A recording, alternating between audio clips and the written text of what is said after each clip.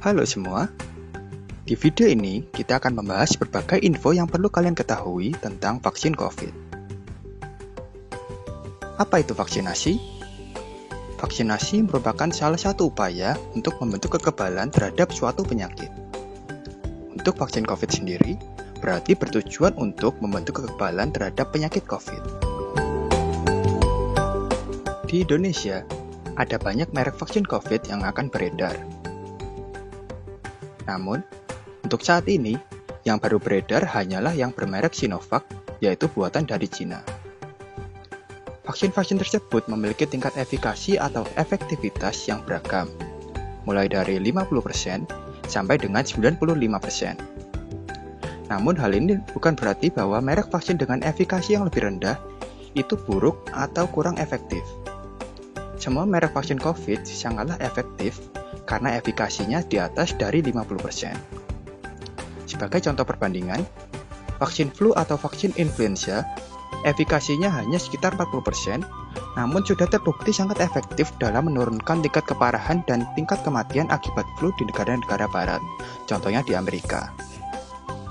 Apakah semua vaksin tersebut aman?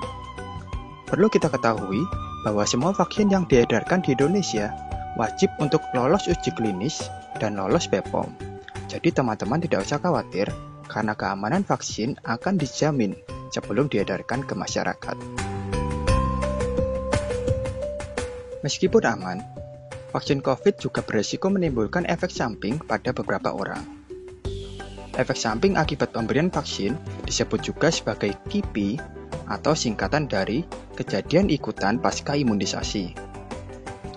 Efek samping dari pemberian vaksin COVID umumnya adalah efek samping yang bersifat ringan sedang, seperti meriang, demam, lemas, nyeri otot, mual, atau muntah.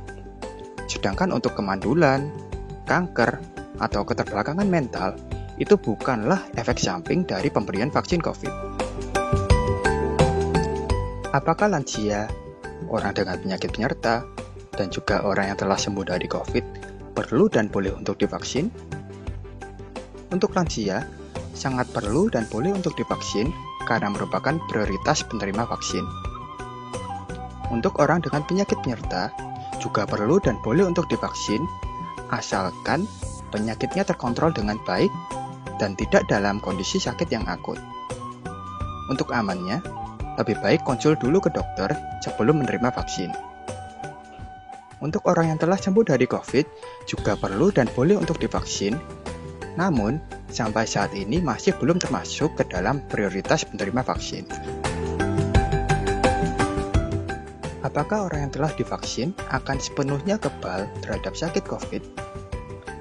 Orang yang telah divaksin tetap dapat beresiko sakit COVID. Namun, ada banyak manfaat dari pemberian vaksin. Antara lain, menurunkan resiko timbul gejala, menurunkan resiko gejala berat, menurunkan resiko rawat inap, serta menurunkan resiko kematian. Perlu diketahui bahwa orang yang tidak divaksin memiliki resiko sakit COVID 3 kali lipat lebih besar dibandingkan dengan yang divaksin. Bagi yang sudah divaksin, tetap perlu untuk menjalankan protokol kesehatan untuk melindungi kesehatan diri sendiri maupun kesehatan orang di sekitar.